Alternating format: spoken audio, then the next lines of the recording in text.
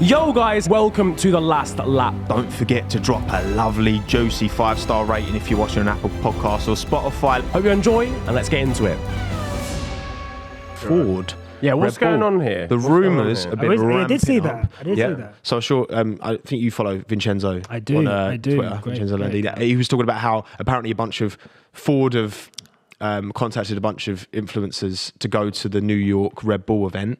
Apparently, allegedly, we'll see. But also, there's a Dutch journalist, can't remember his name, who I saw yesterday was tweeting about it's imminent that they're going to announce Ford x Red Bull. So basically, Ford come in and steal Porsche's. Well, Porsche kind of bottled it because they wanted too much control. Yeah. But it seems like they've come up with some kind of collaboration, which actually, if you go back to, I think it was, I posted it this morning, it's mid-90s, mid-late 90s, you had Red Bull and Ford on a Sauber. Oh. That's quite weird. So they have worked together in the past. Tables. Yeah. So, I mean, how does that work? Obviously, so I guess in terms of like Red Bull powertrains and but is it just like Ford logo and marketing? I imagine so. You remember when Red Bull had like Infinity, didn't they? And like that, I think it would be maybe a similar thing to that. They badge the engines as Red Bull as Ford engines, but it's actually produced. But they're not. Yeah. Okay. Almost It's a scam. Yeah, because didn't they tag the Renault engines for a season as well? Yeah. Tag Heuer. Yeah. What do they do? What did Tag Heuer do again? Watches. I got one. Yeah. Mad thing. This is my wedding present from my beautiful wife. Thank you, Anna. I was like, oh, you get gifted that by his own. Nah, I I was like, the wish. sponsors are crazy. Last Lap sponsored by Tag Heuer. I like, to be fair, actually, though, like obviously you can't say names, but we got approached by potential teams as well. So it feels as if that it is happening. I think they said they wanted potentially at least two teams. So I think, and it just shows the size of the sport that we are in an age where it's looking like people are going to get return on investment. Whereas before, 100%. you would be sinking money into investments.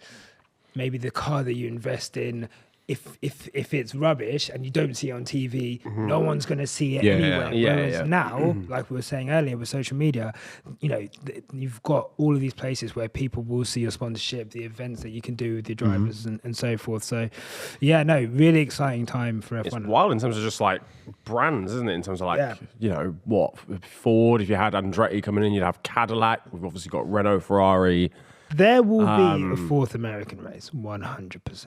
Yeah. Like if Ford come in, Cadillac come in, Andretti, like they have to do another race in America. Because I mean, like even when I was doing like our merch orders, 75% of our merchandise gets sold to America.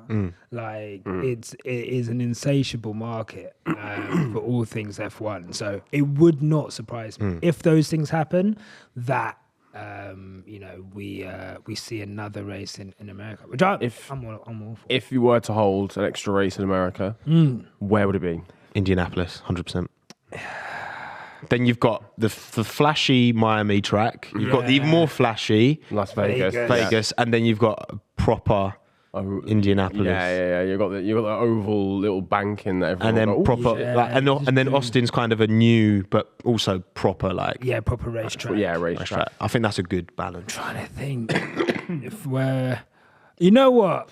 Just to say something different, I would love a race in like New York City. Like if they obviously impossible, but they're shutting the strip down. So it's the thing, So I feel like but they used to tease like we could have a London City race. And, I don't amount of times that got proposed. Yeah, Jesus like Christ. how annoyed would everyone be Where if there was a race in the middle of the city? Like, cannot get anywhere.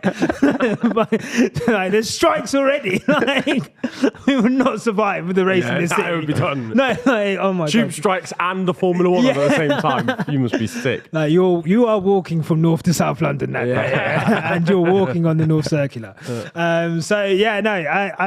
Look, for me, I'm all for it. I'm all for the expansion of the sport. I know people in Europe think like, why does America deserve more than one race? But America is top. It's a continent, basically. It's a continent. It is wow. Like, it's so big. The distance between Vegas, Miami, Kota, like they are considerable distances, and to add another one, still it would be, it's still closer than like going from Catalonia to Manicourt or of course, like the French race and so forth. So you just got to think of it like that. Yeah, definitely. The sport's kind of, as it becomes less European centric, as well. It'd be interesting to see how Laguna Seca. I was going to say Laguna Seca, but like I'm so sad because when I went to the States last year, I literally drove like past Laguna Seca. I didn't even know it was there. I'm so sad.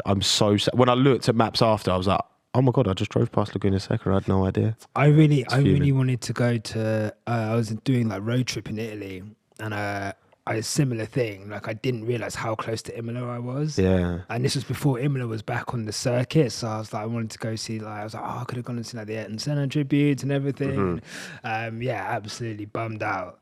Shame. Never mind. But and also, quick one with Ford as well, before we move on. They actually, I think this is true. Again, do not quote him on this. Don't quote me on this. This is a legend. This is an alleged story. There's going to be like a Twitter fact check under I think such a violation, by the way, that addition. Sorry, carry on. I think Ford engines have won more F1 races than any other engine supplier, because back in the 70s and 80s, everyone who's coming in was like using Ford. I am going Ford to engines. call erroneous on this one, because didn't Vincenzo tweet? Oh, was it by manufacturer that he tweeted? Yeah, I'm talking like engine supplier. Because Ford supplied so many teams back in the 70s and 80s. Was DOH. Yeah. It wasn't Williams, was Ford. Was it Williams? Yeah, a lot of teams were run Ford engines. Ford. No, to be fair, because when everyone was like, obviously they were at the back. When everyone was jumping in start, like there were about 30 different teams. You just buy a Ford engine off the shelf. And